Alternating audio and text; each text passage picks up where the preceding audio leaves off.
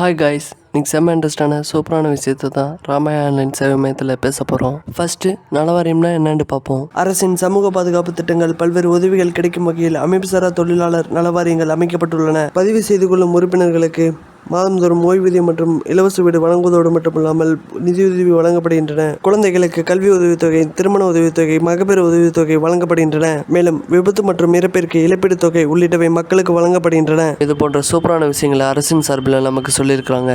இதன் மூலம் நீங்கள் பல்வேறு நலத்திட்ட உதவிகள் கிடைக்கிறதோடு மட்டும் இல்லாமல் அந்த நலத்திட்ட உதவிகளில் நீங்கள் எவ்வளோ அமௌண்ட் வரைக்கும் பெற்றுக்கொள்ளலாம்னு பார்ப்போம். நலவாரியத்தில் பதிவு செய்து கொள்ளும் உறுப்பினருக்கு மாதந்தோறும் 1000 ரூபாய் வரை பண உதவி வழங்கப்படும். மேலும் அவர்களுக்கு இலவச வீடு மற்றும் வீடு கட்டுவதற்கு 4 லட்சம் ரூபாய் வரை நிதியுதவி வழங்கப்படுகின்றன. குழந்தைகளுக்கு கல்வி உதவித்தொகையாக அவர்களுக்கு 6 முதல் 12ஆம் வகுப்பு வரை அதிகபட்சமாக 1000 முதல் 3000 ரூபாய் வரை வழங்குகின்றார்கள். அவர்களின் பட்டப்படிப்பு மற்றும் மேற்படிப்பிற்காக விடுதியில் தங்கி படிக்கும் மாணவர்களுக்கு அதிகபட்சமாக 4000 முதல் 5000 ரூபாய் வரை வழங்குகின்றார்கள். மற்றும் தொழில்நுட்ப மேற்படிப்பு படிக்கும் மாணவர்களுக்கு அதிகபட்சமாக 6000 ரூபாய் முதல் 8000 ரூபாய் வரை வழங்குகின்றார்கள். ITI பாலிடெக்னிக் படிக்கும் மாணவர்களுக்கு அதிகபட்சமாக 3000 ரூபாய் வரை வழங்குகின்றார்கள். திருமண உதவித்தொகையாக 20000 ரூபாய் வரை வழங்குகின்றார்கள். மகப்பேறு உதவித்தொகையாக பெண்களுக்கு அதிகபட்சமாக 18000 ரூபாய் வரை வழங்குகின்றார்கள். அவர்களுக்கு கருக்கலைப்பு மற்றும் கருச்சிதைவிற்காக அதிகபட்சமாக 3000 ரூபாய் வரை வழங்குகின்றார்கள். விபத்து மற்றும் இறப்பு காப்பீட்டு தொகையாக